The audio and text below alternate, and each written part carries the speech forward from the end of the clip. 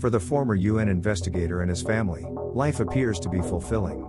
Abruptly, a mysterious virus spreads throughout the world, transforming entire populations of people into mindless, raging zombies. After narrowly avoiding the mayhem, Lane is convinced to go out on a quest to learn more about this illness.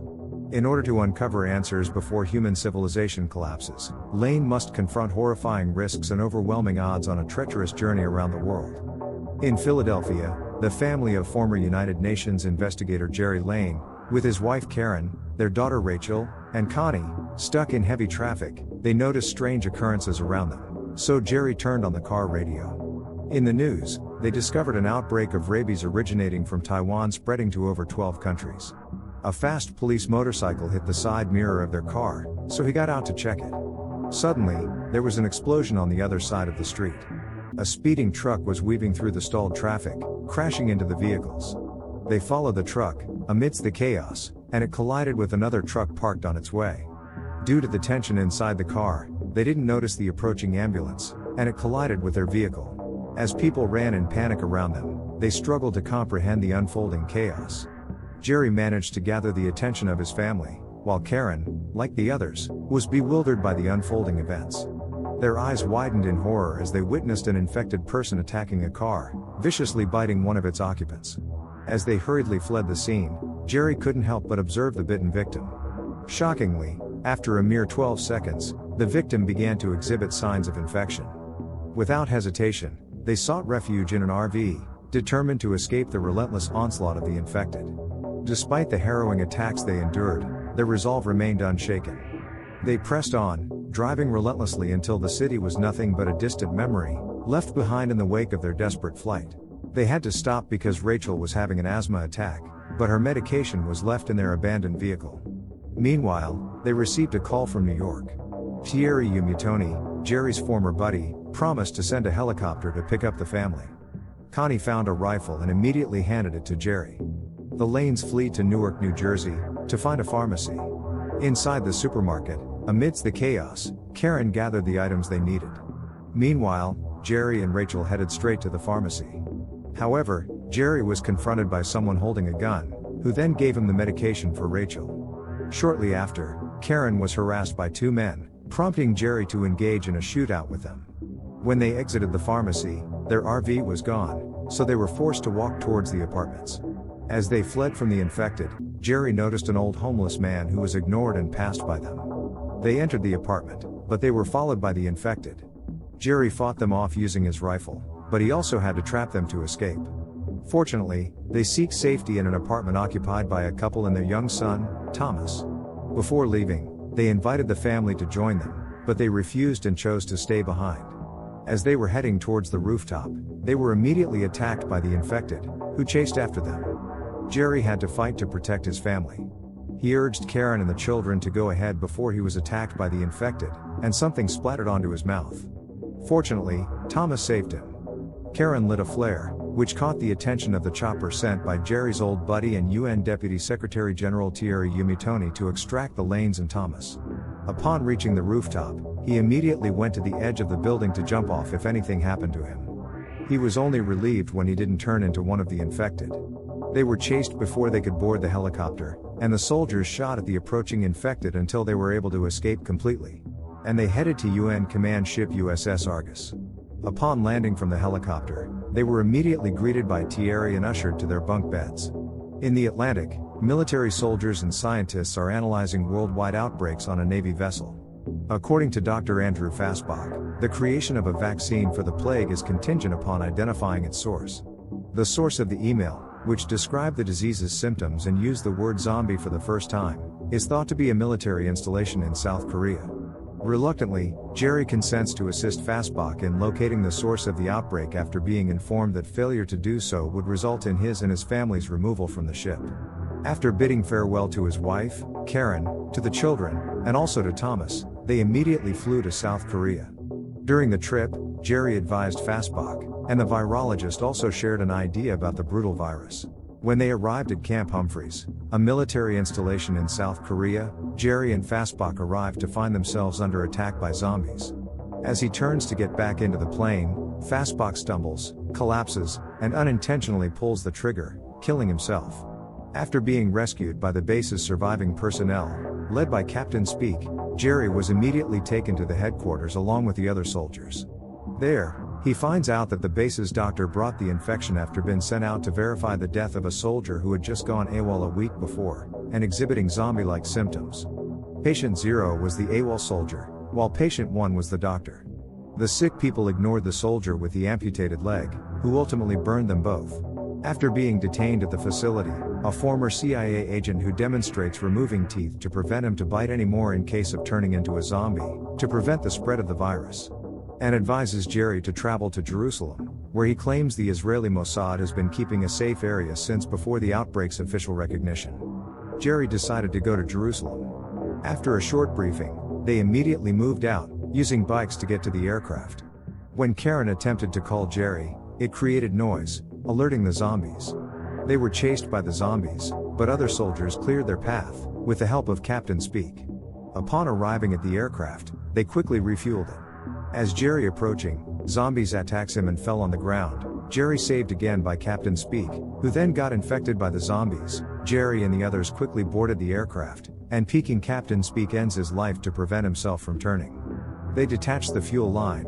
Jerry makes off with his pilot. The aircraft lifted off the ground and soared into the sky, leaving the base and the zombies behind. When Jerry first arrives in Jerusalem, he was picked up by Mossad soldiers, including the female soldier Segan, to be taken to the headquarters of Mossad Chief Jurgen Warmbrunn, who greeted him upon arrival, and informs him that some months prior, the Mossad intercepted an Indian military transmission that purported to show Hindu forces fighting Rakshasa, or dead spirits. Jerusalem was then surrounded by massive walls and placed under quarantine by Israel. As Jurgen reveals to Jerry that Israel is permitting survivors to seek safety in the city. Jerry was puzzled that they were letting people in, but Jurgen believed that every human being they save is one less zombie to fight. As the soldiers patrolled outside the wall surrounding the quarantine zone using a helicopter, they could see scale of the outbreak. The zombies were scattered around it, roaming the streets in search of prey. The loud celebratory singing from the refugees prompted the attention of the zombies and caused them to approach from behind the wall. Later, the zombies started climbing the high wall, prompting the soldiers to hurry their response. Jerry mentioned that the noise was loud, but it was too late. The zombies had already passed over the wall, and begun spreading inside the safe zone. As refugees ran for their lives, soldiers tried to stop the zombies from attacking. With so many zombies getting in, they couldn't hold them back and were also attacked. The helicopter attempted to circle the outside of the wall to shoot the climbing zombies and prevent them from entering. The soldiers on the ground fought bravely, but they were overwhelmed by the sheer number of zombies pouring into the safe zone. Panic spread as the zombies attacked anyone in their path, and the soldiers struggled to maintain order. Jurgen gives the Israeli soldiers an order to accompany Jerry back to his aircraft. While escaping, he saw an old man being ignored and passed by the zombies. Segan quickly radioed for a helicopter to come to their extraction point. While being chased by zombies, a soldier was grabbed and bitten, so he detonated the grenade he was holding, causing the screen to break and allowing zombie horde to enter. The noise and commotion attracted even more zombies, and the group realized they needed to move quickly to find safety. While on the way, Jerry saw a malnourished youngster being ignored by zombies as well. Upon reaching the extraction point, while waiting for the getaway helicopter, they found themselves in a battle with the undead. Due to the sheer number of zombies in the horde, they had to use explosives to blow them up. Shortly afterward, one of Jerry's escorts, a soldier known only as Segan, was bitten on the hand, which Jerry promptly amputated to prevent her from turning. He placed a bandage on it while trying to calm her down. The extraction point's landing zone was overrun by zombies. Some of them were hanging onto their getaway helicopter, causing it to crash.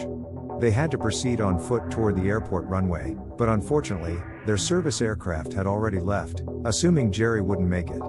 They spotted a commercial airplane and signaled it.